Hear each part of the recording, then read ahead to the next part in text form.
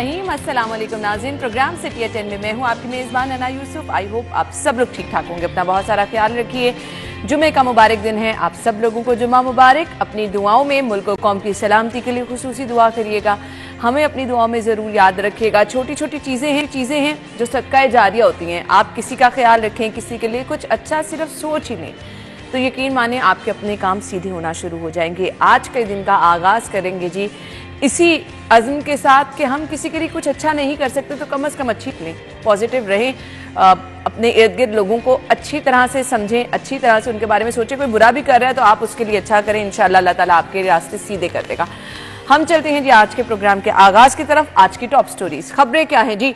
Sugar बहरान में गलत बयानी और मिसकंडक्ट पर वजीर आला का सख्त एक्शन, सेक्रेटरी खुराक को फौरी तौर पर तब्दील करने के अहकामात।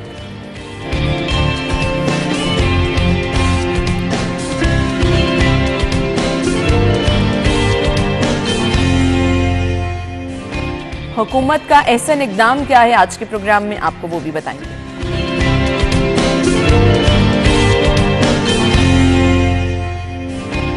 डिस्ट्रिक्ट एजुकेशन अथॉरिटी लाहौर ने यकसा तालीमी कैलेंडर जारी कर दी। तमाम स्कूलों में सालाना इम्तिहान मार्च 2024 में मुनक्किद होंगे। और गैस चोरों के साथ अब क्या होगा वो भी आपको बताएंगे।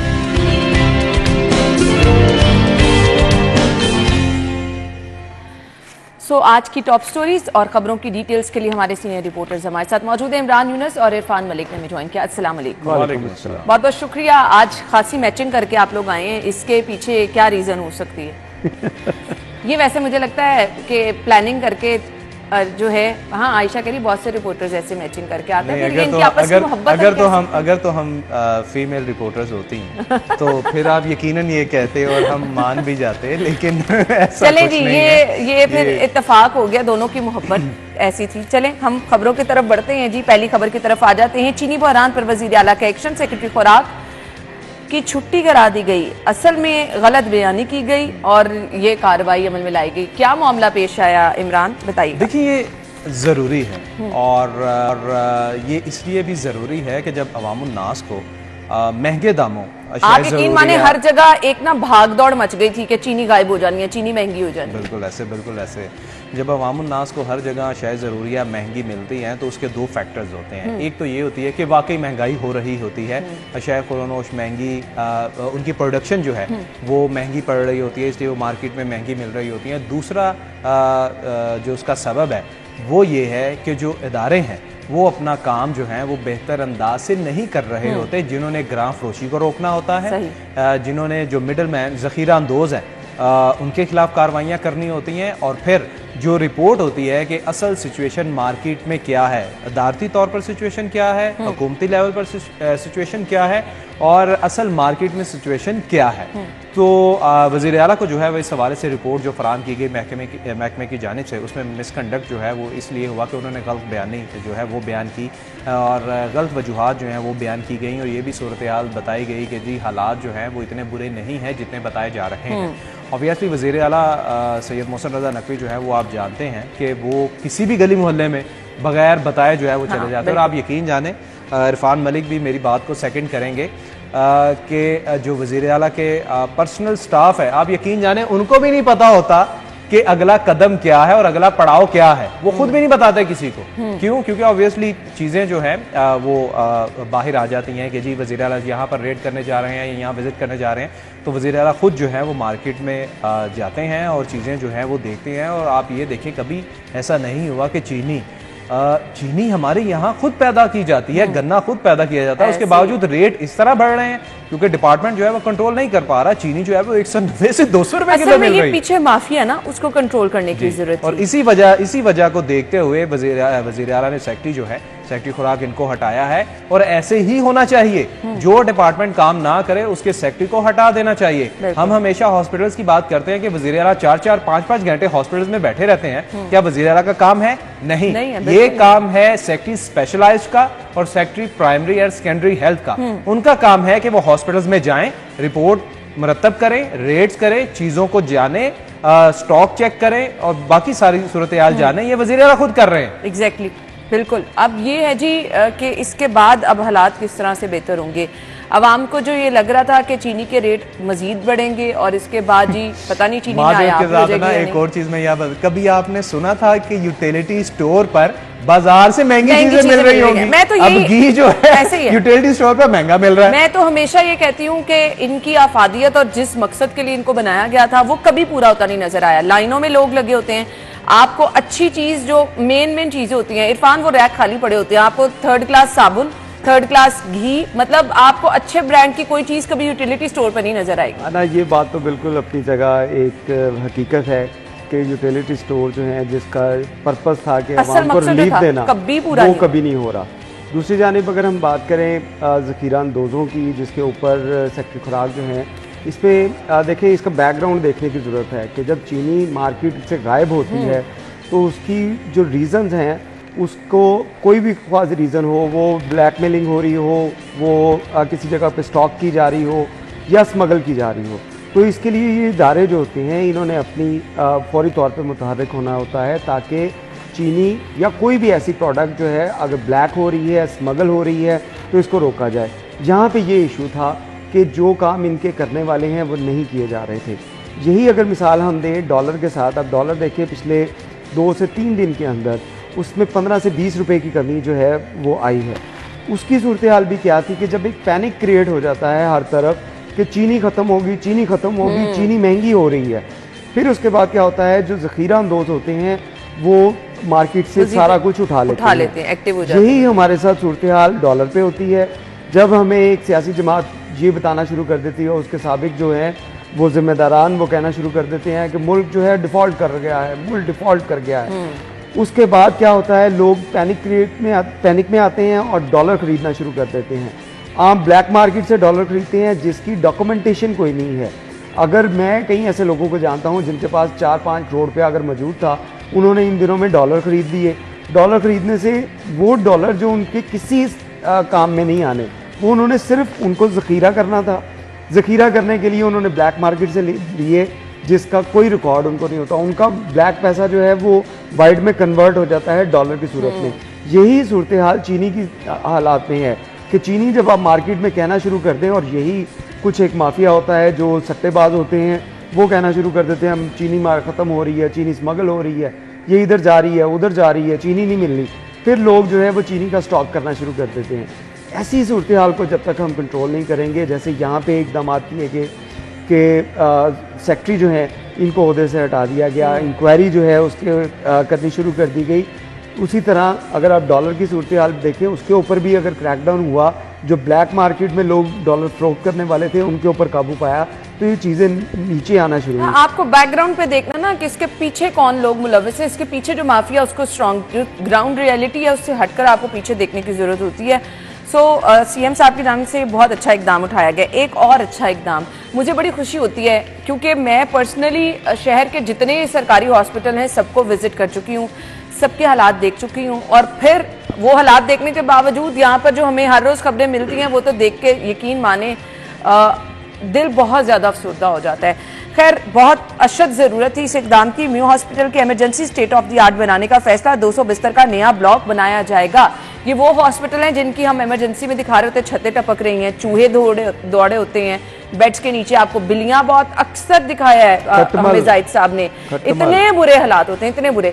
सो ये फैसला कैसे देखते हैं आप और कितनी बेहतरी होगी? इस फैसले के हवाले से बात करें, हमारे जितने भी सरकारी ये अल्टीमेटली आपको दुआएं मिलनी है लोगों से। सरकारी हॉस्पिटल हमारे जितने भी हैं उनकी अपग्रेडेशन की जो है वो अशद ज़रूरत थी एक अरसे से। जिस तरह आप बता रही है कि छतें जो है वो टपक रही हैं और उनके पेंट जो है वो उखड़े हुए हैं। ये तो हम ऊपर की बात कर रहे हैं, नीचे की करें वो तो सबको पता है कि नीचे के हालात कैसे हैं। म्यू हॉस्पिटल के हवाले से अगर हम बात करें, सबको ये पता है कि सर्विसेज हॉस्पिटल में हर वक्त बहुत ज़्यादा रश होता है, बहुत ज़्यादा पेशेंट होते हैं, लेकिन आप यकीन जाने जितना पेशेंट जो है वो म्यू हॉस्पिटल में आता है ना, इतना सर्विसेज में भी नहीं आता।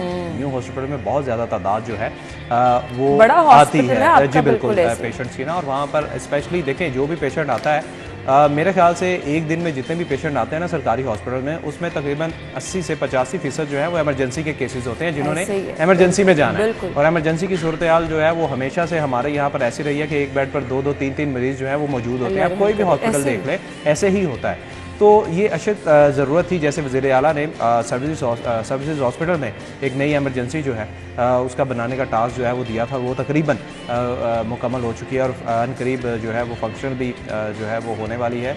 और दूसरी बात ये रही कि न्यू हॉस्पिटल के लिए भी जो उसकी एमरजेंसी थी उसको अपग्रेड जो है वो किया जा रहा है। और वहाँ पर ख़ास बात ये है कि 200 बेड्स का एक नया ब्लॉक जो है वो भी बनाने का, पुरानी इमारत है उस पर ये चीज़ें बहुत ज़रूरी हैं कि आपको टाइम के साथ ये चीज़ें। अच्छा, मुझे खबर में एक और चीज़ लग रही है कि अच्छा सीएम साहब सिर्फ मरीजों को लेके एक्टिव नहीं है, डॉक्टर्स के लिए भी उन्होंने कहा कि फर्निश्ड रूम डॉक्टर्स के भी अच्छे होने चाहिए।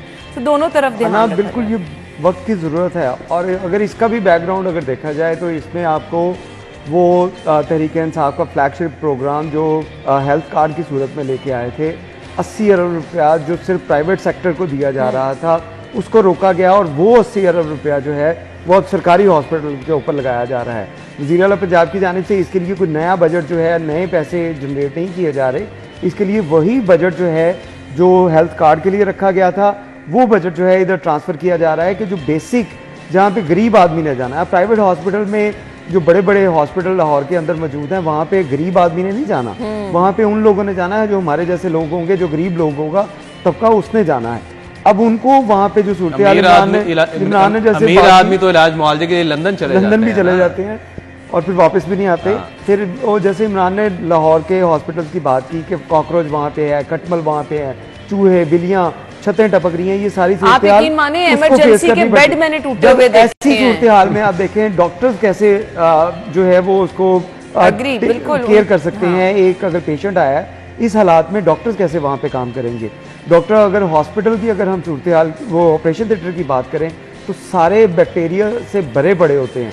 ये वजह है कि इसको बेहतर बनाने की अशद ज़रूरत थी और इसके ऊपर जो वज़ीर आला पंजाब की जानिब से जो फोकस किया गया है और मेरे ख्याल में सबसे ज़्यादा जो विजिट्स हैं, सबसे ज़्यादा जो फोकस है, सबसे ज़्यादा मीटिंग्स हैं वो हेल्थ सेक्टर के ऊपर की गई हैं और उसके समरात जो है आपको आइंदा चंद माह के अंदर नजर आने शुरू होंगे जब पंजाब के 11 हॉस्पिटल। इरफान भाई अल्लाह करे कि ये चीज़ जो है ना वो इसी तरह चलती रहे, ये रिवायत इसी तरह चले। लेकिन हमारी जो माजरत के साथ जो सियासी जमातें हैं ना वो इस तरह बिल्कुल ध्यान नहीं देती। वो सिर्फ नारे वोट लेने के लिए, तालीम के, सेहत के, और वो अगर अपने इलेक्शन करोड़ों रुपया लगाते हैं तो वो अरबों रुपया कमाने के लिए आते हैं। ये वज़ीर आला जो है मैं क्या कहें, ये बेचारे सिर्फ इसलिए मेहनत कर रहे हैं, सिर्फ इसलिए मेहनत कर रहे हैं क्योंकि ये खुद जर्नलिस्ट रहे हैं, इनको मसाइल का पता है।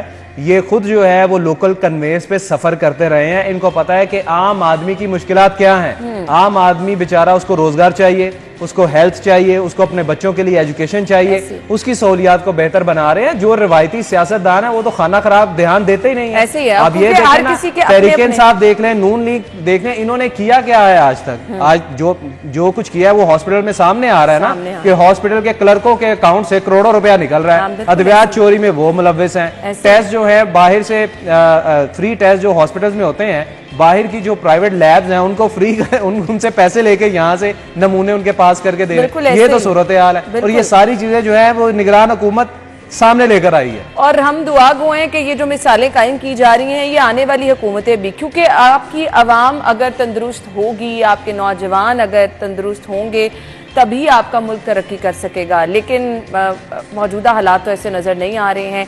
लेकिन हम दुआ गो हैं कि निगरान वज़ीर आला ये जो इकदाम उठा रहे हैं, चाहे वो अस्पतालों को लेकर हैं, अब पाया तकमील तक पहुंचे और अच्छे तरीके से लोगों तक उसके समरात भी पहुंच सके। क्योंकि कमांड आपकी अगर काम कर रही हो, जो लोग वहां पे बैठे हैं वही नहीं काम करना चाहेंगे तो कैसे होगा। इसके लिए थोड़ा सा हमें खुद भी सोचना है, खुद भी काम करने की आदत डालनी है, क्योंकि बहुत ज़रूरी है कि अस्पतालों में जो लोग मौजूद हैं, जो पैरामेडिक्स हैं, जो नर्सेज हैं, वो भी अच्छे तरीके से काम करें। ब्रेक लेंगे, ब्रेक के बाद आपको ज्वाइन करेंगे स्टे विद अस।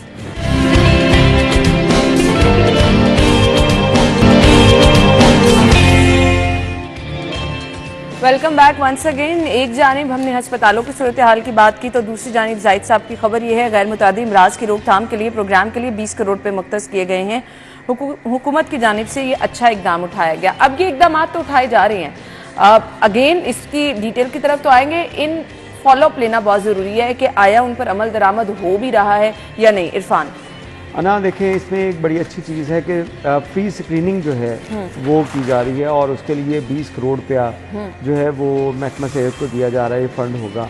अब इसमें अगर ये तमाम स्क्रीनिंग इस तरह हो कि आप जैसे पोलियो की करते हैं कि इलाके डिवाइड कर लिए जाते हैं, उस इलाके के अंदर किसी जगह के ऊपर भी किसी को इशू होते हैं, तमाम जो इदारा मुताबिक हो जाता है। किसी जगह से अगर पोलियो को वायरस निकल आया तो तमाम डिपार्टमेंट जो है उसके ऊपर फोकस कर लेते हैं कि हर घर में। ये पता कैसे चलेगा कि स्क्रीनिंग हो भी रही है या नहीं हो रही है? ये चीजें तो होंगी ना, वो कागजों तक अगर होती रही तो फिर कागजों तक तो होंगी, लेकिन उसके साथ साथ कुछ ना कुछ तो होगा। अब कई आपके पास ऐसे लोग होते हैं जिनको पता ही नहीं होता, उनको शुगर है, उनको हेपेटाइटिस है, उनको दीगर इश्यूज हैं, जिसकी वजह से अमवात की शरह आपकी बढ़ती जा रही है। मैं उसकी एग्जांपल आपको देता हूँ।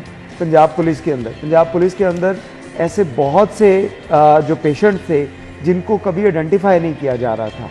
फिर उसके बाद क्या होता है, बर्डन महकमा पुलिस के ऊपर किस तरह आ रहा था, हुकूमत के ऊपर किस तरह आ रहा था। जब एक शख्स का फौरी तौर पर पता चलता है उसको हेपेटाइटिस है या उसकी किडनी फेल हो गए हैं, तो उसकी ट्रीटमेंट, क्योंकि गवर्नमेंट का एम्प्लॉई है तो गवर्नमेंट ने उसका जो ट्रीटमेंट करवाना है, उसका ट्रीटमेंट करवाने के लिए करोड़ों रुपए की फिर उसके ऊपर जो है वो मेडिसिन लगेंगी, उसका ऑपरेट होगा, उसका इलाज मुआवजा करवाया जाएगा। उससे पहले ही अगर आप उसकी सबकी स्क्रीनिंग शुरू करते हैं, जैसे अब पंजाब पुलिस के अंदर करनी शुरू की गई है कि तमाम जो पुलिस एहलकार हैं उनके लिए स्क्रीनिंग की जा रही है, उनके जो इजला के अंदर जाके हेल्थ कैंप जो लगाए जाते हैं जहाँ पे उनका ब्लड सैम्पलिंग करके जो छोटी छोटी बीमारियाँ अगर उनको आइडेंटिफाई कर लिया जाए फौरी तौर पे, तो उसको इलाज जो है वो शुरू कर दिया जाता है। अगर हम पंजाब में भी इस तरह की प्रैक्टिस कर लें पूरे सूबे के अंदर, तो हेल्थ सेक्टर के ऊपर बोझ कम होगा। कि अगर फ़र्ज़ करें किसी को शुगर का जो मर्ज़ है वो लाक हो गया है, उसके बाद उसने ट्रीटमेंट नहीं करवाया, उसके कोई ऑर्गन जो हैं वो डैमेज होना शुरू हो जाएंगे। वो जब सरकारी हॉस्पिटल में आएगा तो वो उसके ऊपर लोड पड़ेगा। अगर उसी को वहीं पे कंट्रोल कर लिया जाए, उसको शुगर की मेडिसिन देनी शुरू कर दी जाए, हेपेटाइटिस का इलाज करना शुरू कर दिया जाए, बाकी जो ऐसी गैर मुतअद्दी बीमारियां हैं उनका फौरी तौर पे इलाज करना शुरू किया जाए, तो हॉस्पिटल्स के ऊपर, हुकूमत के ऊपर ये वाकई बोझ कम हो सकता है। बिल्कुल सही कहा आपने जी। इमरान, देखिए ना, अगर हम बात कर रहे हैं ना इन बीमारियों की, है सुनने में तो छोटी छोटी हैं ये ब्लड प्रेशर और शुगर, लेकिन आप यकीन जाना ये जानलेवा बीमारी हैं। ये स्लो पॉइजन की तरह काम करती हैं और आपको अंदर से ना उड़ा के अल्लाह रहम करे। बहुत बीमारियों, बड़ी बड़ी बीमारियां जो है उनकी जड़ है शुगर से। अगर आप नहीं उसको कंट्रोल करते तो फिर आगे दूसरी बीमारियों। और ये जो हॉस्पिटल्स में मरीजों का बेतहाशा रश होता है, और दूसरा महकमा सेहत और हॉस्पिटल्स पे जो बजट का इजाफी बोझ जो होता है ना, उसकी एक बड़ी वजह अवामुन्नास खुद है। क्यों? क्योंकि लोग जो हैं वो अपनी सेहत का ख्याल खुद नहीं करते। खुदारा मैं अपने तौर पे भी रिक्वेस्ट करता हूँ कि हर शहरी को हर 6 महीने बाद ना अपने टेस्ट ज़रूर करवाना चाहिए। अगर सरकारी हॉस्पिटल में आप जाएंगे तो सरकारी हॉस्पिटल में 190 रुपए के वो आपके टेस्ट होंगे हर 6 महीने बाद। अगर आप किसी प्राइवेट लैब में जाते हैं तो वहां पर 1200 से 1700 रुपए में, ये मैं तमाम उसकी लैब्स का ना बता रहा हूं कि 1200 से 1700 रुपए में आपके ब्लड का बेसिक टेस्ट होता है। ब्लड का बेसिक टेस्ट होता है, उसमें वो तमाम आपके ब्लड में, आपकी बॉडी में जितनी भी बीमारियां, जिसमें शुगर, ब्लड प्रेशर, हर चीज वो आपको बयान करके सामने रख देता है कि आपको क्या क्या कोई बीमारी है या नहीं है। हर 6 महीने बाद अगर इंसान अपना टेस्ट करवा लेना तो उसको पता होता है कि भाई मुझे अल्हम्दुलिल्लाह मैं ठीक हूं, या अगर मैं बीमार हूं, मुझे शुगर है या कुछ और है, तो मैं जो हूं अपना ट्रीटमेंट करवा सकता हूं। अगर शहरी इस तरह करना शुरू कर देना तो यकीन जाने फिर हॉस्पिटल पर बोझ जो है ना वो कम होगा। ठीक है। और दूसरी बात ये रही कि महकमा जो है वो अब जो ये करोड़ों रुपए जो रखे हैं स्पेशलिस्ट के लिए, ये भी बड़ी अच्छी चीज़ है कि जब पेशेंट हॉस्पिटल में आ जाता है, जब उसका ट्रीटमेंट किया जाता है, तो वो इजाफी बोझ जो है वो हॉस्पिटल पे या महकमा हेल्थ पे पड़ता है। लेकिन जब आप स्टार्ट से ही उसका ट्रीटमेंट जो है वो करना शुरू कर देंगे डोर स्टेप पे ही, जिस तरह इरफान ने भी बात की कि आप पोलियो मुहिम जो है वो जब आप चलाते हैं तो आप यकीन जाने, मुझे नहीं लगता कि लोग जो हैं वो हॉस्पिटल में भी पोलियो का जाते होंगे ना उसके लिए। तो बड़ी अच्छी चीज़ है, बड़ा अच्छा डिसीजन है। और बात वही जो आप भी स्टार्ट में कर रही थी कि अल्लाह करे कि ये चीजें ऐसे ही चलती रहे और इन पर चेक एंड बैलेंस भी फॉलो अप लेना बहुत जरूरी है ना, क्योंकि आपने रकम मुख्तस कर दी। अब जिन लोगों के ऊपर ये काम है वो किस तरह कर रहे हैं, आया उसके समरात आवाम तक पहुंच भी रहे हैं या नहीं पहुंचे, ये एक बड़ा सवाल है। लेकिन मुझे आपकी बात बहुत अच्छी लगी, ये एक मैसेज है, पब्लिक सर्विस मैसेज है। हम लोगों को जिंदगी की भाग दौड़ तभी है जब आपकी सेहत है, तो जरूर ये कीजिए कि हर 6 माह बाद कम से कम 6 माह बाद अपनी स्क्रीनिंग ज़रूर कराएं। खुदा ना खास्ता अगर कोई छोटा मोटा मसला है भी तो उसको बिल्कुल स्टार्ट में अगर पकड़ लेंगे तो उसका इलाज जो है वो जल्दी यकीनी हो जाएगा। अल्लाह ताला हम सबको तंदुरुस्ती दे। ब्रेक के बाद आपको ज्वाइन करेंगे, स्टे विद अस।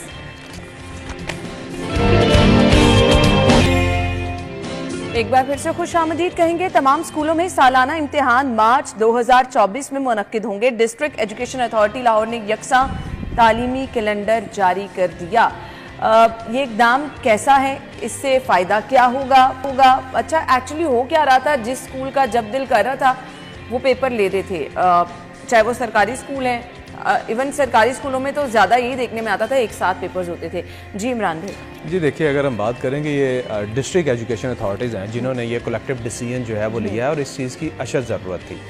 अगर मैं तो हमेशा ये कहता हूँ कि हमारे यहाँ पर ना तालीमी और इसके साथ सेहत की एमरजेंसी जो है ना वो लगाना ज़रूरी है। आप ये करेंगे तो आपका सिस्टम बेहतर होगा। आप बाकी सारी दुनिया देख लें, मैं हमसाया जो हमारे ममालिक हैं उनकी बात नहीं करता, मैं पूरी दुनिया की बात करता हूँ कि वहाँ पर सबसे ज़्यादा फोकस जो है ना वो हेल्थ और एजुकेशन पे किया जाता है। क्यों? वो कहते हैं कि अगर हमने तरक्की करनी है ना तो ये दो चीज़ें हैं जिसको पहले हमने कंट्रोल करना है, उसके बाद फिर तरक्की मिलती है। और हमारे यहाँ पर जो माजरत के साथ जो सूरत हाल है वो सबके सामने है कि यहाँ पर हम प्राइवेट सेक्टर को इतना स्ट्रॉन्ग कर दिया है, इतना स्ट्रॉन्ग कर दिया। और ये किया किसने है? ये हमारे कैबिनेट में बैठे या असेंबलियों में बैठे अफराद ने किया है, किसी और ने नहीं किया। अवाम बेचारी तो वोट देती है कि चले जी ये आएंगे, ये हमारे दुख दर्द जो है वो दूर करेंगे। अवाम इसलिए नहीं वोट देती कि जी ये हमारे गली मोहल्ले में लाइट लगा देंगे, वो तो काम जो है वो मोहल्ले की कमेटियां भी कर लेती हैं और काउंसलर भी कर लेता है। अरकान असम्बली से यही जो है वो उम्मीद रखी जाती है कि हेल्थ एजुकेशन के साथ साथ रोजगार जो है वो भी बढ़ेगा, मुल्क बेहतर होगा। लेकिन यहाँ पर ऐसे नहीं होता। लेकिन ये बड़ी अच्छी चीज़ है कि अब डिस्ट्रिक्ट एजुकेशन अथॉरिटीज़ जो है हमेशा जिन्होंने आज तक ऐसे नहीं किया था कि हर डिस्ट्रिक्ट एजुकेशन की जो अथॉरिटी है उसका अपना अपना तालीमी कैलेंडर होता था, उसके तहत वो इम्तिहानात लेते थे और नया तालीमी साल शुरू करते थे। लेकिन अब ये कलेक्टिव डिसीजन लिया गया है कि एक ही वक्त पर तमाम डिस्ट्रिक्ट के इम्तिहानात होंगे और एक ही वक्त पर नया तालीमी साल जो है जो अप्रैल होगा उसमें ये आगाज होगा। अदरवाइज ये होता था कोई जनवरी में कर रहा है, कोई अप्रैल में कर रहा है, कोई जून में कर रहा है और कोई सितंबर में कर रहा है। बिल्कुल ऐसे ही। तो समझ नहीं लगती थी कि बच्चा जो है वो करे क्या। अब एटलीस्ट ये पता होगा कि जी अगर बच्चे ने एग्ज़ाम दे दिए हैं तो उसका नया तालीमी साल अप्रैल में होगा, शुरू होगा, अप्रैल तक उनको एडमिशन जो है वो लेना होगा। अदरवाइज़ तो यहाँ पर अजीब एक मच्छी मंडी सी कायम थी। और इसके साथ साथ मैं ये कहता हूँ कि प्राइवेट स्कूल जो है ना उनको भी पाबंद करना चाहिए कि उनका भी तालीमी साल जो है ना वो अप्रैल में ही शुरू होना चाहिए, ना कि वो हर 2 महीने बाद 3 महीने बाद अपना ना एडमिशन शुरू कर देते हैं। और इस हवाले से तो मैं यही कहूँगा कि ये एक बहुत अच्छा डिसीजन है और यकसा निसाब पर भी काम होना चाहिए। मैं इस पर हर हुकूमत ने बात की है लेकिन इस पर अमल नहीं हुआ। और ये सबसे बड़ा मजाक है हमारे साथ कि इस तालीमी कैलेंडर के अंदर जो जारी किया गया है इसमें जो यकसा निसाब तालीम है वो राइज करने की बात की गई है कि तमाम स्कूल्स के अंदर एक ही निसाब जो है पढ़ाया जाएगा। मुमकिन नहीं है। क्यों मुमकिन नहीं है? सारा कुछ मुमकिन हो सकता है। स्कूलों की कैटेगरीज बना दी है ना कि ये अच्छे स्कूल है, यहाँ पर तो यही बात है। यही इस चीज़ से हमें बाहर निकलना होगा। हमें गरीब के बच्चे को भी उसी तरह ट्रीट करना होगा जिस तरह हम किसी मिल ऑनर के बच्चे को जो है ट्रीट कर रहे हैं, हम किसी ब्यूरोक्रेट के बच्चे को, किसी सियासतदान के बच्चे को ट्रीट कर रहे हैं।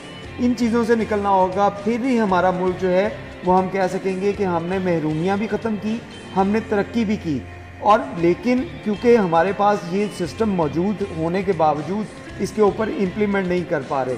आप देखें, एक कानून है जिसके मुताबिक तमाम जो प्राइवेट सेक्टर हैं उन्होंने 10% जो है अपनी हर क्लास के अंदर मुस्तहिक अफराद के बच्चों को तालीम मुफ्त देना ज़रूरी है। ये कानून के अंदर मौजूद है। लेकिन आप किसी भी प्राइवेट स्कूल के अंदर आपने कभी सुना नहीं होगा कि वहाँ पे 10% बच्चों को वो कोटे पे अमल दरामद नहीं होता। सवाल ही नहीं पैदा होता। असल में तालीम मकसद नहीं ना इरफान साहब, बिजनेस हो रहा है। बिजनेस, दरअसल हमें तालीम और बिजनेस को सेपरेट करना होगा। जब तक हम ये नहीं करेंगे। तालीम की बात करें, यहाँ सेहत में लोग बिजनेस कर रहे हैं और अच्छा खासा कमा रहे हैं। देखिए ये तो पीछे क्या रह जाता है? यही दो तो हमारे पास जो बिजनेस हैं जिनको आप जो है वो पकड़ ही नहीं सकते कि आपके जितने भी हेल्थ सेक्टर जो प्राइवेट सेक्टर है उसको देख लें, अपना तालीमी निज़ाम देख लें। जो लोग प्राइवेट स्कूल कॉलेजेस चला रहे हैं। हम कई ऐसे लोगों को जानते हैं जो मोटरसाइकिल के ऊपर, स्कूटर के ऊपर फिरते थे, आज वो बिलियनर हैं और मुल्क की। तो भाई उनका कसूर नहीं, उनका कसूर नहीं है, वो राइट पे हैं यार, वो राइट पे हैं। वो राइट पे क्यों है मैं आपको बताता हूँ। मैं सैलरी बेस्ड बंदा हूँ ना, इरफान भी सैलरी बेस्ड बंदे हैं, हमारे को बिजनेस नहीं है, हम सिर्फ सैलरी पे गुजारा करते हैं, ठीक है। हमारी सोच पता है क्या है कि यार मेरा बेटा जो है ना, हमारे बच्चे जो हैं जिस स्टैंडर्ड पे हम है ना, हमारे बच्चों का स्टैंडर्ड इससे हाई होना चाहिए। हम उसके लिए क्या करते हैं कि यार उसको अच्छे स्कूल में पढ़ाएंगे। उस अच्छे स्कूल में यहाँ पर लाहौर में अब आपको पता है कि दूसरी के बच्चे का सिलेबस या पहली के बच्चे का सिलेबस या नर्सरी के बच्चे का सिलेबस पता है कितने का आ रहा है? 23 से 24 हज़ार रुपए का प्राइवेट स्कूल का सिलेबस। किसी भी स्कूल का उठा ले आप, मैं नाम तो नहीं लेता, लेकिन आप किसी भी प्राइवेट स्कूल का उठा ले, उसका सिलेबस जो है वो 21,000 से 24,000 के दरमियान मिल रहा है। क्यों? क्योंकि इस पे मैंने रिसेंटली लास्ट वीक रिसर्च की है और तमाम प्राइवेट स्कूलों का मैंने ये देखा है कि कितने का सिलेबस इनका मिलता है। अच्छा, मैं क्यों कह रहा हूं कि प्राइवेट स्कूल्स का कसूर नहीं है? ओ भाई, हमारे सरकारी स्कूल में तालीमी सहूलियत है ही नहीं वैसे ही। डर लगता है बच्चे को स्कूल भेजते हुए कि यार बच्चे को वहां पर बड़े बच्चे जो है वो मारेंगे या बच्चे को वैसे केयर नहीं मिल पाएगी। प्राइवेट स्कूल वाले इसी चीजों पे तो कमा रहे हैं कि जी आपका बच्चा हमारे पास आएगा, हम उसकी केयर करेंगे। आप सरकारी स्कूलों में इंफ्रास्ट्रक्चर देख ले, साफ पानी देख ले, बुनियादी सहूलियात, और ये कब ठीक होगा? अगर मैं मेंबर असेंबली हूं, मैं एमपीए हूं, जब मैं अपने बच्चे को सरकारी स्कूल में भेजूंगा ना, ये चीज तब ठीक होगी। ये ना कभी होगा ना कभी ठीक होगा। इसलिए हम खबर को करते हैं वाइंड अप और चलते हैं ब्रेक की तरफ। ज्वाइन करेंगे आपको ब्रेक के बाद। स्टे विद अस।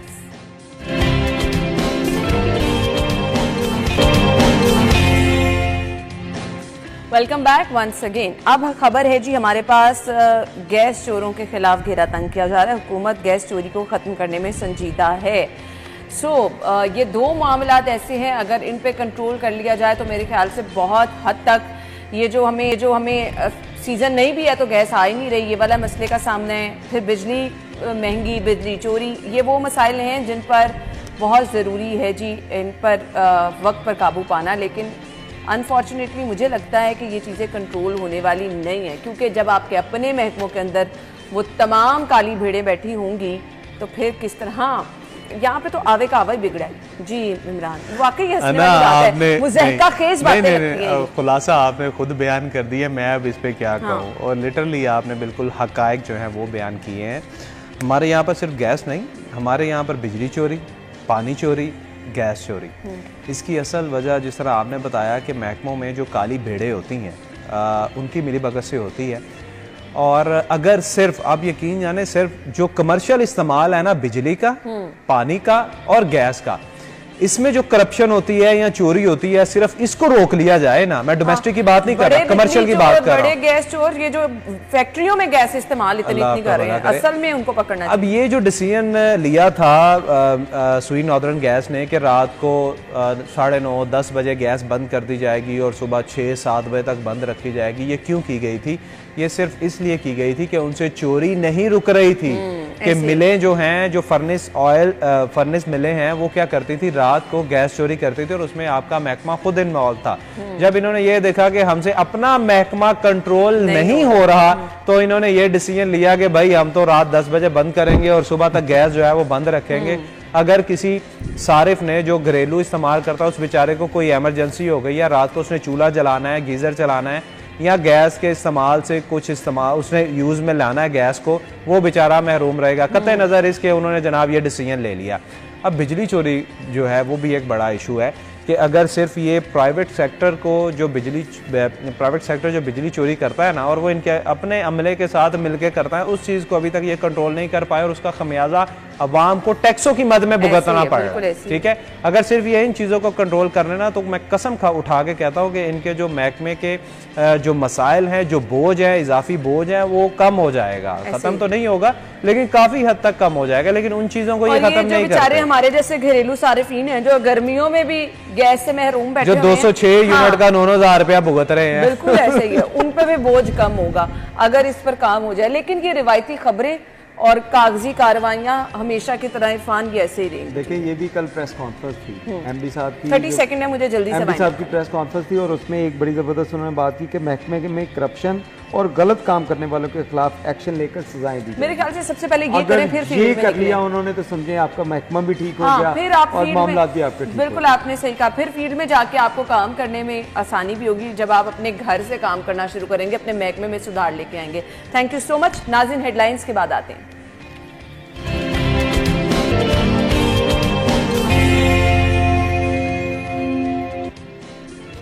अच्छा जी, गर्मी है कि जान नहीं छोड़ने पे आ रही है। अब मौसम तब्दीली की तरफ तो जाएगा आने वाले कुछ दिनों में, लेकिन फिलहाल प्रेडिक्शन क्या है, मौसम कैसा रहेगा, वीकेंड आपका कैसा रहेगा? कोमल की तरफ चलेंगी। ओवर टू यू कोमल।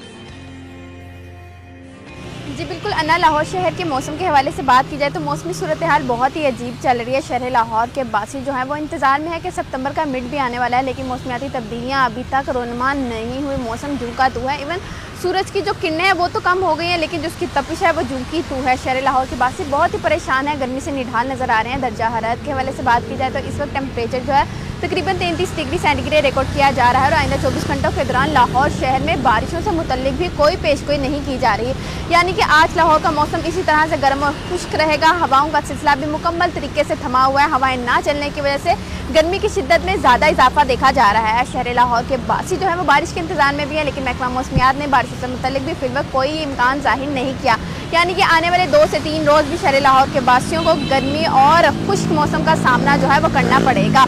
लाहौर में जहां हम देख रहे हैं कि मौसमियाती तब्दीलियां रूनुमा नहीं हो रही, मौसम झुका तो है, वहीं दूसरी जानिब फ़िज़ाई आलूदगी ने भी अपने पंजे जो हैं वो शहर लाहौर की जानिब गाड़े हुए हैं। इस वक्त लाहौर में AQI की मजमूई शरह 158 के साथ लाहौर आलूदा तरीन शहरों की फहरिस्त में तीसरे नंबर पर देखा जा रहा है।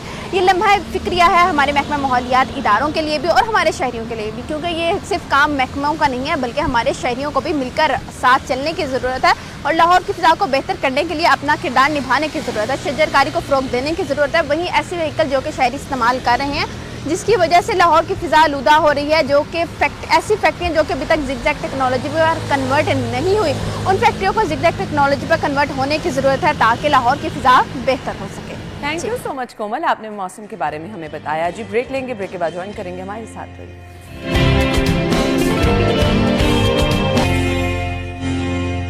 Welcome back once again. कुछ चीज़ें ऐसी होती हैं जिनकी आफादियत क्या है, जिनकी अहमियत क्या है, हमें बिल्कुल नहीं पता होता। वो चाहे बच्चों के लिए, वो चाहे बड़ों के लिए, और वो चाहे हम जैसे लोग जो अक्सर डाइट कॉन्शियस होने के नाम पर चीज़ें मिस कर जाते हैं। मैं बात कर रही हूँ सुबह के नाश्ते की। बच्चों के लिए बड़ा मुश्किल होता है सुबह का नाश्ता। एक तो उन्हें वैरायटी भी चाहिए होती है, दूसरा सुबह सुबह कुछ बच्चे अगर कहते हैं हम नाश्ता, क्योंकि मैंने एक्सपीरियंस किया, हमारे बचपन में भी ऐसा होता था, अक्सर पेट में दर्द होने लग जाती थी सुबह एकदम से नाश्ता करके, तो बच्चे अपना नाश्ता मिस कर देते हैं। दूध बच्चे कहते हैं नाश्ते में बिल्कुल नहीं होना चाहिए, दही बिल्कुल नहीं होनी चाहिए। आजकल जो प्रोसेस्ड फूड एंड बच्चे वो चाहते हैं कि हमें लंच में भी मिल जाए, नाश्ते में भी मिल जाए, तो बच्चे बड़ी खुशी से। खैर, आपके लिए बेस्ट नाश्ता क्या है जो आपकी सेहत के लिए भी अच्छा रहेगा, बच्चों के लिए, बड़ों के लिए, और जो लोग डाइट कॉन्शियस हैं उनके लिए भी? सो हम 3 हिस्सों में आज के प्रोग्राम को डिवाइड करेंगे। हमारे साथ माहिर ग़िज़ायात आयशा नासिर मौजूद है। वेलकम कहेंगे। अस्सलाम वालेकुम आयशा। बिल्कुल ठीक ठाक, आप कैसी? अल्हम्दुलिल्लाह। Thank you so much. बच्चों का नाश्ता लाजिम व मलजूम है और नाश्ता कभी भी मिस नहीं करना चाहिए, ये हमेशा आप ही कहती हैं, लेकिन बच्चों के लिए नाश्ता बनाना भी बहुत बड़ा चैलेंज हो गया। हाय अल्लाह, थोड़ा सा तो टाइम निकाला करें बच्चों के लिए। ये सबसे जो वर्स्ट चीज़ आप अपने बच्चे के साथ कर सकते हैं ना, वो ये है कि उसको नाश्ता ना कराएं। या मैंने बहुत सारी मदर्स को देखा है, मफ़िन या कपकेक जो पैकेट में चीज़ आती है वो दे दिया, साथ दूध या चाय का कप दे दिया बच्चे को। ब्रेकफास्ट का मतलब है फास्ट ब्रेक करना, रोज़ा तोड़ना। जब आप बच्चे को इतनी देर भूखा रख के, क्योंकि वो सो रहा होता है, 8-10 घंटे बाद कोई मील देते हैं, तो वो रिच ऑफ न्यूट्रिएंट्स होना चाहिए, रिच इन न्यूट्रिएंट्स होना चाहिए। उसके बजाय आप रिच इन कैलोरीज मील दे रहे हैं जिसके अंदर न्यूट्रिएंट कोई नहीं है। खोखली चीज़ जिसके अंदर कैलोरीज की भरमार है लेकिन ना कैल्शियम है, ना वो हड्डियों के लिए अच्छा है, ना वो आंखों के लिए अच्छा है, ना वो बालों के लिए अच्छा है, उसका फ़ायदा कोई नहीं है, तो ओबेसिटी आएगी। एंड बाकायदा रिसर्चेस ये चीज़ कहती हैं कि अगर आपका बच्चा हेल्दी नाश्ता करता है तो उनके टेस्ट स्कोर्स, जो बच्चे नाश्ता कर आते हैं उनके टेस्ट स्कोर्स बेहतर हैं एज़ कम्पेयर टू उन बच्चों के जो नाश्ता किए बगैर आ जाते हैं। तो नाश्ता तो करना है, ये तो बात ही यहाँ पे ख़त्म होगी कि बच्चे का नाश्ता तो होना चाहिए। अब नाश्ता नहीं बनाया जाता, कोई बात नहीं, अब मिल्क शेक बना दें। दूध भी आ जाएगा, फ्रूट भी आ जाएगा, साथ में हैंडफुल ऑफ मिक्स नट्स। बच्चे की मुट्ठी में जितने नट्स आते हैं 7 से 11 बादाम या 2 अखरोट। अच्छा, इन्हें ग्राइंड नहीं करना। जब आप नट्स को ग्राइंड करते हैं या जब आप नट्स को पीस के बच्चों को चम्मच से देते हैं, उसकी आधे न्यूट्रिएंट जाया हो जाते हैं। बच्चा नट्स चबाकर खाए, गाड़ी में जब वो कम्यूट कर रहा है, वैन में जब वो जा रहा है आपके साथ, जब आप उसको छोड़ने जा रहे हैं, नट्स वो तब खा ले। साथ में मिल्क शेक का एक ग्लास। टाइम है तो अंडा भी उबाल दें प्लीज। अंडा भी उबालते हुए ज्यादा टाइम नहीं लगता, बच्चे को जितनी देर में आप तैयार कर रहे हैं अंडा उबल जाएगा। सो मिल्क शेक बनाना आजकल अवेलेबल है, मैंगो का सीजन जा रहा है लेकिन एप्पल आजकल अवेलेबल है। अच्छा, एक और चीज जो अक्सर कही जाती है कि बनाना का या एप्पल का मिल्क शेक नहीं बनाया जा सकता, पहले मैं भी ये समझती थी, मगर बनाया जा सकता है, कोई मसला नहीं है। थोड़ी सी शक्कर या शहद डाल के मिल्क शेक का ग्लास, उबला अंडा और नट्स। हाँ, ये थोड़ी सी मेहनत आपको करनी पड़ेगी। आयशा, आपने बच्चों के लिए तो नाश्ता बता दिया, अब वो लोग जो कि डाइट कॉन्शियस रहते हैं और समझते हैं नाश्ता एलिमिनेट कर देंगे तो वेट जल्दी रिड्यूस हो जाएगा, उनको क्या कहना चाहेंगे? देखिए, नाश्ता एलिमिनेट करके वेट कभी भी अच्छे से रिड्यूस नहीं होगा, बिकॉज लंच या डिनर में फिर आप बिंज करेंगे। बिंज करने से मुराद है बहुत ज़्यादा थोड़े टाइम में खाना। हाँ, अगर आप इंटरमिटेंट फास्टिंग कर रहे हैं तो वो एक अलग चीज़ आ जाती है, उसको हम किसी और शो में डिस्कस करेंगे। जहाँ तक बात है डाइट कॉन्शियस लोग क्या नाश्ता कर सकते हैं, आधी सूखी रोटी। अच्छा, ब्रेड क्यों नहीं? बिकॉज ब्रेड प्रोसेस चीज़ है, उसके अंदर फाइबर की मिकदार रिलेटिवली कम है एज कम्पेयर टू रोटी, तो रोटी को प्रेफर करें। कुछ लोग सुबह उठ के रोटी नहीं खा सकते तो वो ब्राउन ब्रेड का एक स्लाइस ले लें। उसके साथ एक अंडा जर्दी के साथ, अंडे की जर्दी के अंदर ही सारे न्यूट्रिएंट्स हैं, योक निकालने का कोई फ़ायदा नहीं है, ना उसका कोलेस्ट्रॉल से ताल्लुक ना उसका ब्लड प्रेशर से ताल्लुक। उसके साथ एक फल ले लें, जैसे एक सेब, अनार, अमरूद, नाशपाती, जो भी सीजनल फ्रूट है साथ वो ले लें, या दूध का 1 कप लिया जा सकता है। ये नहीं लेना तो आप बेसन का चिल्ला बना लें। बेसन का चिल्ला कैसे बनाते हैं? जैसे पकौड़े का बैटर तैयार करते हैं बिल्कुल वैसे, बस थोड़ा सा पतला, उसके अंदर एक अंडा फेंट लेना है। 2 से 3 चम्मच बेसन लिया, उसके अंदर ज़्यादा सारे वेजिटेबल्स डाले, एक अंडा फेंट के उसको पैनकेक की तरह नॉन स्टिक पैन पे फैला दिया। साथ 1 कप रायते का इस्तेमाल किया जा सकता है।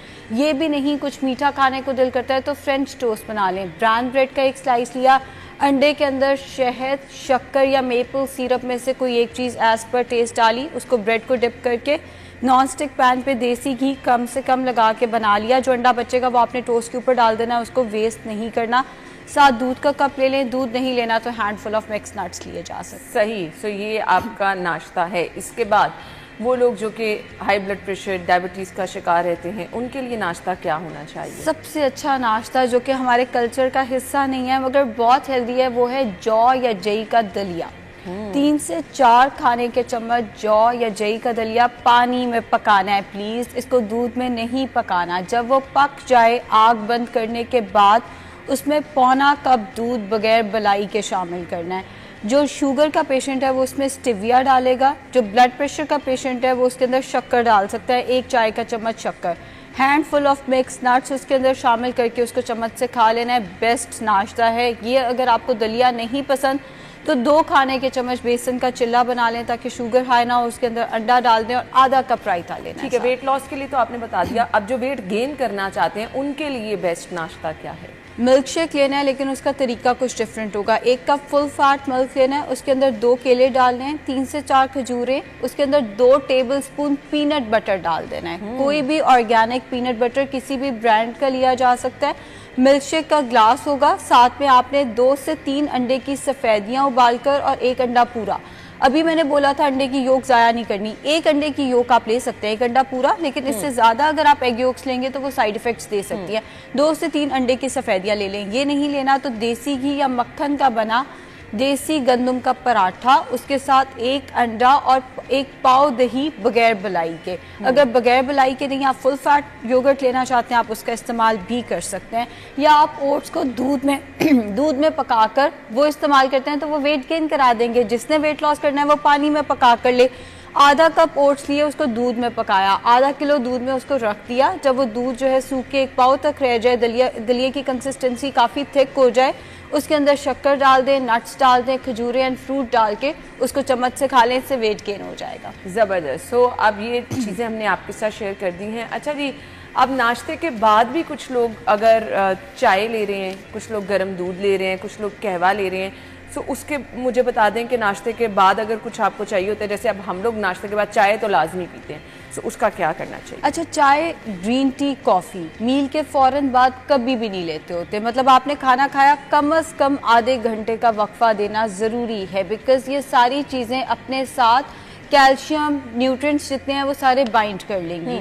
तो आधे घंटे का वक्फा देकर आप चाय पी सकते हैं। अगर आप वेट गेन करना चाह रहे हैं तो आप दूध पत्ती का इस्तेमाल कर सकते हैं शक्कर डालकर। अगर आप वेट लॉस कर रहे हैं तो स्ट्रिक्टली कहवे वाली चाय पीनी है। दूध के अंदर बहुत ज़्यादा कैलोरीज हैं, ज़्यादा पानी और कम दूध वाली चाय। और अगर आपका वेट से कोई कंसर्न नहीं है तो जो आइडियल तरीका है, इतना सा दूध होना चाहिए, ज़्यादा सारा पानी डाल के बगैर चीनी, हाँ शक्कर डाली जा सकती है उसके चाय, लेकिन आधे घंटे के बाद कम से कम। अगर आप 1 घंटे का वक्फा दे देंगे तो क्या ही बात है, बहुत अच्छी चीज़ है, लेकिन कम से कम जो वक्फा है वो आधे घंटे का होना चाहिए। सही, कम से कम वक्फा आधे घंटे का होना चाहिए। ये वो लोग जो कि खाने के फ़ौरन बाद या नाश्ते के फ़ौरन बाद चाय पीते हैं।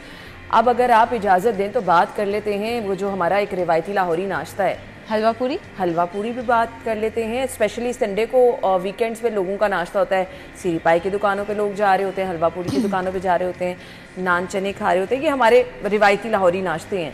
सो ये वीक में कुछ लोग तो कभी कभी खाते हैं, वो ओके है, या कुछ लोग जो कि खाते ही बाहर का नाश्ता है टाइम की कमी की वजह से, या घर नहीं बना पाते हैं तो उनका रूटीन है कि उन्होंने नान खाने हैं, चने खाने हैं। सो उनके लिए क्या कहना चाहिए? मेरे पास अक्सर माएँ अपने बच्चों को लेकर भी आती हैं, खुद भी आती है कि हम 10-11 बजे बच्चों को भेज के सो के उठ जाते हैं, उसके बाद उठ के बाहर से नाश्ता मंगा लेते हैं, ज़्यादा पैसे भी नहीं लगते, नान चने बाहर से मंगा के डेली खाए जाते हैं। यकीन करें ऐसे लोगों का कोलेस्ट्रॉल भी हाई होता है, उनके जिगर के ऊपर चर्बी भी होती है। नान चने जो है उन्होंने कभी भी आपके लिए ऑलिव ऑयल में तो कुकिंग करनी नहीं है। जो मुर्गियों की बची हुई चर्बी होती है, जो जानवरों की बची हुई चर्बी होती है, उसके अंदर आपको चने बनाकर दिए जाते हैं जो कि दिल के अमराज की वजह बनते हैं, जो कि जिगर को तबाह बर्बाद कर देते हैं, ब्लड प्रेशर की वजह बनते हैं, डायबिटीज। मैं चाहूंगी इस चंक को बड़ा हाईलाइट करके हम सोशल मीडिया पे भी दें, क्योंकि ये एक्चुअली आजकल हम हर दूसरे बंदे को इन मसाइल का शिकार देख। बिल्कुल, डायबिटीज और मोटापे की वजह। मोटापा खुद अपने अंदर एक बीमारी है। मुझे खुद पाए बहुत ज्यादा पसंद है, बट पाए आप महीने में 1 दफा इस्तेमाल कर लें नाश्ते में एज अ। हमारे तो यहाँ लाहौरियों का नाश्ता ही इतवार वाले दिन का पाए हलवा पूरी बहुत गलत चीज़ है। देखिए, ये जो बाहर के खाने होते हैं, मैं इनसे मना नहीं कर रही, लेकिन मैं आपको ये कह रही हूँ कि इनकी एक फ्रिक्वेंसी होनी चाहिए। ये नहीं कि आप हर संडे अगर आप बाहर का खाना खाएंगे, आपने हफ्ते में जितनी अच्छी हेल्दी ईटिंग की है वो सारी आपने ज़ाया कर दी अपनी। आपका गंदे वाला कोलेस्ट्रॉल बॉडी में बढ़ना शुरू हो जाएगा और अच्छे वाला कोलेस्ट्रॉल कम होना शुरू हो जाएगा। महीने में एक इस तरह का नाश्ता जो है वो किया जा सकता है, उसको भी ब्रंच के तौर पे 11-12 बजे के करीब किया, फिर आप अपना लंच छोड़ दें। एंड ऐसा नाश्ता जिस दिन आपने किया, नाश्ता करके थोड़ी वॉक भी करें। इतनी मुरगन गज़ा खा के अगर आप बैठ जाएंगे, धूप भी बहुत ज़्यादा है, अगर आप बैठ जाएंगे तो फिर ज़ाहिर है वो बीमारियों की ही वजह बनेगी। मैं फिर रिपीट कर रही हूँ, मैं मना नहीं कर रही, लेकिन मैं कह रही हूँ महीने में 1 दफ़ा होना चाहिए। सही, महीने में 1 दफ़ा ऐसा नाश्ता होना चाहिए। अच्छा, लोगों को लगता है कि बच्चों को अगर ये चीज़ें देंगे तो बड़ी हेल्दी हैं, बच्चों की डाइट में पाए भी होने चाहिए।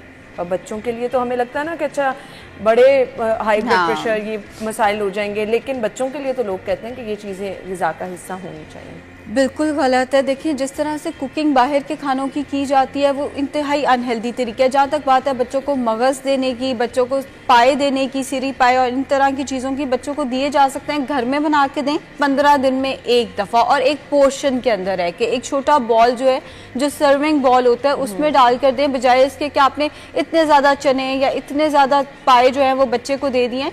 एक क्वांटिटी के अंदर रह के 15 दिन में 1 दफ़ा घर का बना हुआ खाना जो है वो बच्चे को दिया जा सकता है। और ये बिल्कुल गलत चीज़ है कि आप बच्चे को जितना मर्जी जंक फूड खिला दें, वो तो भागता दौड़ता रहता है। बच्चों में ओबेसिटी आजकल ज़्यादा आ रही है और माँ बाप बहुत परेशान है। अब वो दौर, बहुत बुरी बात है कि बॉडी शेमिंग बहुत ज़्यादा आ गई है। यूनिवर्सिटी में बच्चे जाते हैं, तरह तरह के लोगों ने नाम रखे हुए होते हैं, 1000 तरह के मसले जो हैं वो बच्चों को बनते हैं और बच्चे एहसास से कमतरी का शिकार हो जाते हैं। वो फिजिकली तो पीछे रह ही रहे हैं, बिकॉज वो भाग नहीं सकते, वो स्पोर्ट्स में पार्टिसिपेट नहीं कर सकते, वो मेंटली पीछे रह जाते हैं, बिकॉज बुलिंग आजकल बहुत ज़्यादा करते हैं लोग। फिर आजकल हम लोग बहुत ज़्यादा बाहर के सीजन्स भी देखने लग गए हैं। बाहर की सीरीज़ देख देख के हमने देखा है कि जी आइडियल फिगर क्या होना चाहिए। और बाहर के सीरीज जब आप देखते हो आपको बुलिंग ज्यादा सीखने को मिलती है, बिकॉज बाहर के स्कूलों में इसका रुझान पहले ज्यादा था, अभी भी ज्यादा, और वो दिखाया भी जाता है। तो बच्चे वहां से बुलिंग सीख के ऐसे बच्चों को बुली करते हैं, और वो बच्चे जो हैं वो मेरे पास रोते हुए लिटरली आते हैं। कल भी एक केस आया हुआ था, बच्चे का वेट 140 था और वो 16 साल का बच्चा था। सो माँ बाप बहुत परेशान थे, जिम ज्वाइन कराते थे, बच्चा जिम से भाग जाता था बिकॉज वो करना ही कुछ नहीं चाह रहा। बट होता क्या है, माँ बाप की स्टेटमेंट ये थी हम अफोर्ड नहीं करते, हम आपकी फीस भी अफोर्ड नहीं करते थे। बट जब मैंने रिकॉल लिया, बच्चा स्कूल और ट्यूशन जाने के दरम्यान में शॉर्मा या बर्गर जरूर खाता है, और फिर वो अकेडमी से वापस आके 10 बजे खाना खाने के बाद शॉर्मा या बर्गर जरूर खाता है। तो मैंने कहा वो आता कहाँ से, आप पैसे देते हो? नहीं, ये ऑनलाइन मंगा के कहते हैं आप पैसे दो। सो वो ये इन चीजों से आपने बच्चों को बिठा के समझाना है। बिल्कुल आपने सही कहा। अच्छा आयशा, एक और बहुत चीज़ है, अगर हम अपने नॉर्मल इर्द गिर्द नज़र दौड़ाएं तो अब लोग मिल्क शेक हम रिकमेंड कर रहे हैं, हम कह रहे हैं बच्चों को बॉयल एग दें, नहीं अफोर्ड कर सकते हैं ये चीज़ें, महंगाई इतनी हो गई है। तो लोग क्या करते हैं कि जी रात का सालन और रोटी प्रेफर करते हैं, वो लोग जो अब हमारे इर्द गिर्द ज्यादा लोग इस तरह के हैं। बिल्कुल, तो उनको आप कुछ ऐसा नाश्ता सजेस्ट करना चाहें, क्योंकि जिनके पास ऑप्शन कोई नहीं है फिर वो रात का बना हुआ सालन और रोटी खा लेते हैं। अना ये बुरा नाश्ता नहीं है, अगर आप अफोर्ड नहीं कर सकते गंदम की रोटी, बस इतना कर ले, मैदे की रोटी ना खाएं, बस इतना कर ले, नान ना मंगवाएं, घर पे रोटी बनाएं, देसी गंदम की रोटी होनी चाहिए, उसके अंदर कोई आटा मिक्स, जैसे अक्सर आधा व्हाइट फ्लावर होता है आधा, वो उस चीज से बाहर निकल आए। आप देसी गंदम की रोटी, जो सालन बचा हुआ है, बस सालन हो सके तो जरा ज्यादा ले लें। लेकिन अगर आप वो भी अफोर्ड नहीं करते ना, ये भी केसेस हैं, अब लोग सालन भी अफोर्ड नहीं करते, बिल्कुल। तो अगर आप सालन ज्यादा अफोर्ड नहीं करते, जितनी आपकी अफोर्डेबिलिटी है उस हिसाब से ले लें, और हो सके तो एक मुर्गी पाल लें। अंडा जो है वो बहुत अच्छी ऑप्शन है नाश्ते में, लेकिन अगर वो भी आपके लिए मुमकिन नहीं है, बिकॉज ये भी कहना आसान है ना, करना तो बहुत मुश्किल है। सो अगर ये भी आपके लिए नामुमकिन है तो जो सालन है, जो अवेलेबिलिटी है, रोटी के साथ खा। चलें जी, ये बेस्ट ऑप्शन है जो कि हमने हर तरह से डिसाइड कर लिया, क्योंकि लोग कह रहे होते हैं कि टीवी पे बातें करना बड़ा आसान है, अब जो चीज़ें आप बता रहे हैं हम तो वो मंगवा नहीं सकते हैं या अफोर्ड नहीं हो सकती हैं। सो कम बजट में आप अच्छा नाश्ता कैसे कर सकते हैं वो भी आयशा ने बता दिया। Thank you so much. नाज़रीन, ब्रेक के बाद आपको ज्वाइन करेंगे, हमने ब्रेक की तरफ जाना है, ब्रेक के बाद आते हैं, हमारे साथ रहिए।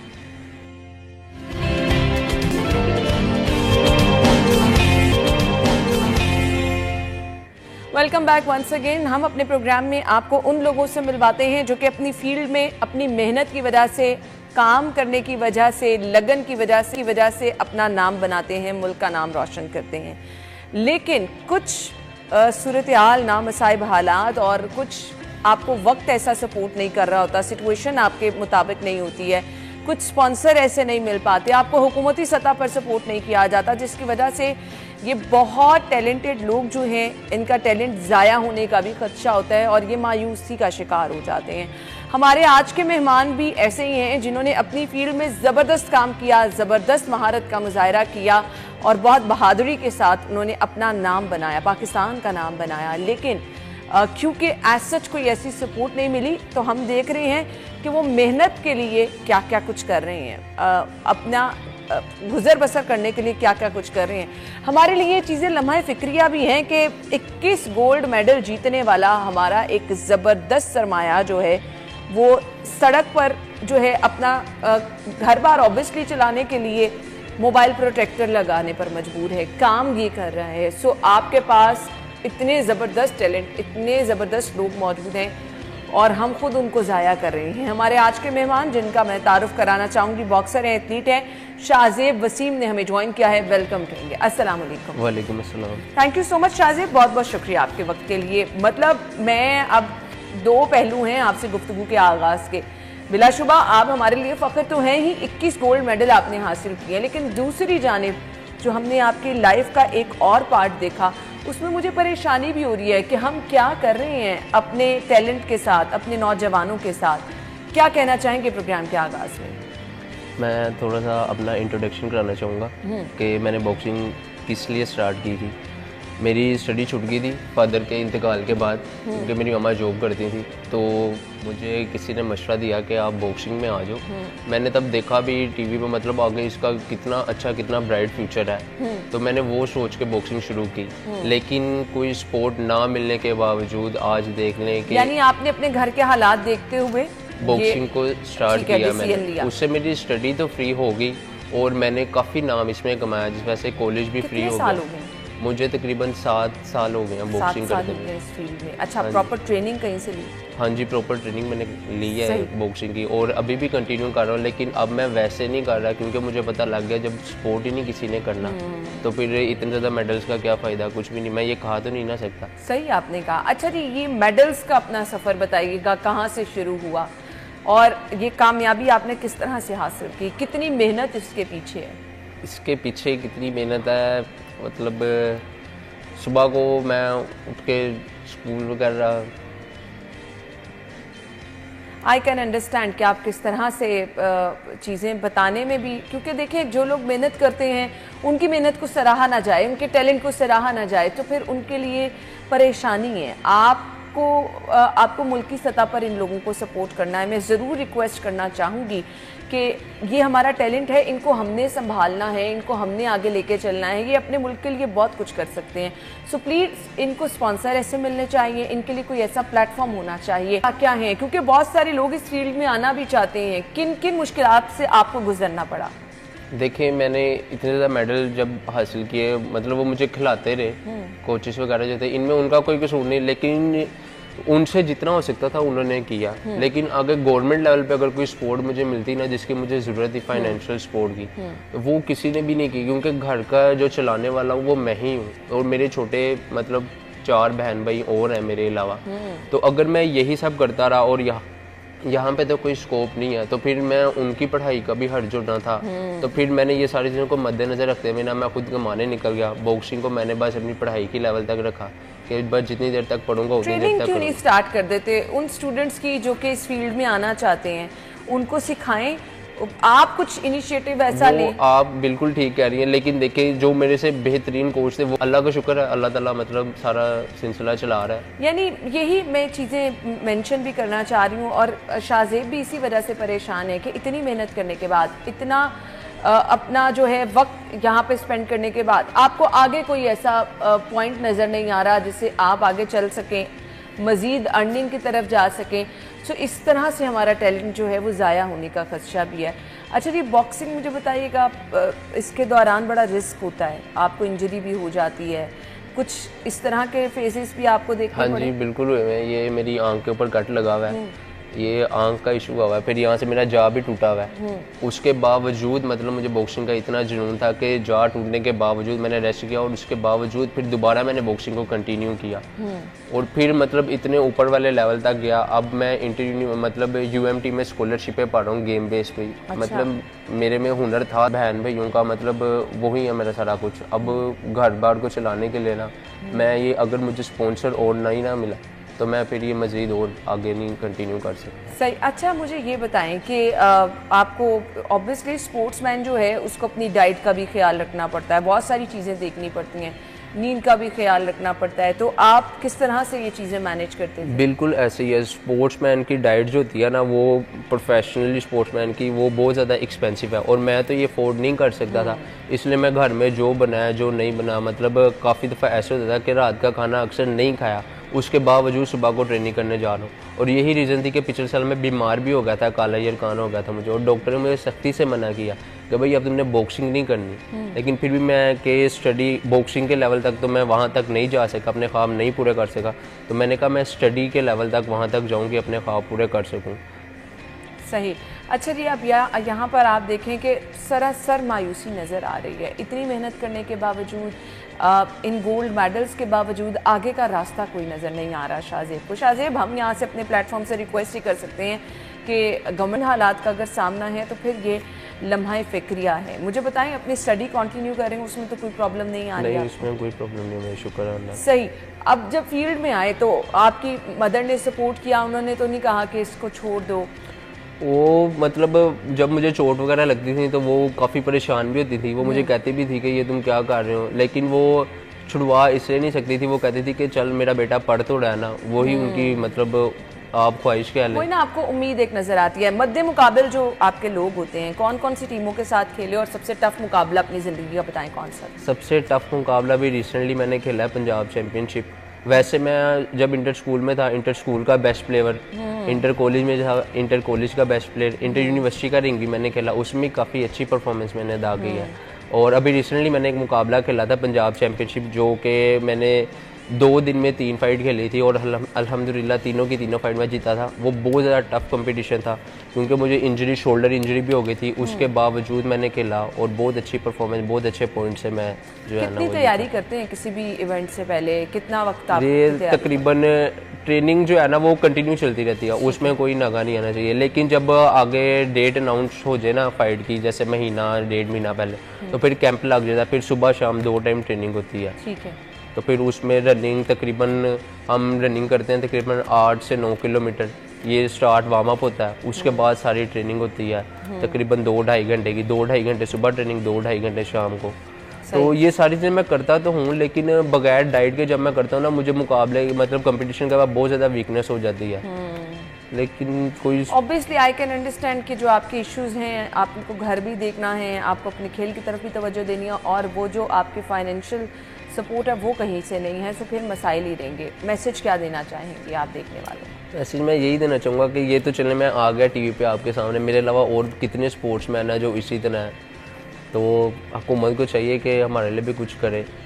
तो ज़रूर हमारी भी यही रिक्वेस्ट होगी कि इस तरह के टैलेंट को बजाय कि हम ज़ाया करें, इनको मज़ीद निखार के आगे लेकर आने की ज़रूरत है, क्योंकि यही पाकिस्तान का मुस्तकबिल, आगे चल के पाकिस्तान की भाग दौड़ संभालनी है। तो रिक्वेस्ट होगी कि शाहजेब जैसे बहुत सारे लोग जो कि कुछ करना चाहते हैं, उनको अपॉर्चुनिटीज़ दी जाएँ, उनके लिए ऐसे मौके पैदा किए जाएँ, क्योंकि बहुत ज़रूरी है। Thank you so much Shahzeb, good luck. इंशाल्लाह आपने मायूस नहीं होना, बहुत बेहतर हालात आएंगे और अल्लाह ताला आपके लिए बहुत ज़्यादा बेहतरीन वक्त लेकर आएगा इंशाल्लाह। नाज़रीन, हमने आज के प्रोग्राम की क्लोजिंग की तरफ जाना है, लेकिन उन लोगों से जो कि मेहनत लगन करते हैं, यकीन माने देर ज़रूर होती है, लेकिन इंशाल्लाह वो वक्त ज़रूर आता है कि आपकी कामयाबी जो है वो खुद आपका मुकद्दर बन जाती है। सो मायूसी बिल्कुल कुफ्र है, मायूस नहीं होना, अल्लाह ताला की रहमत पर यकीन रखें, इंशाल्लाह अच्छा वक्त ज़रूर आएगा। अपना बहुत सारा ख्याल रखिएगा, कल मुलाकात होगी, अल्लाह हाफ़िज़।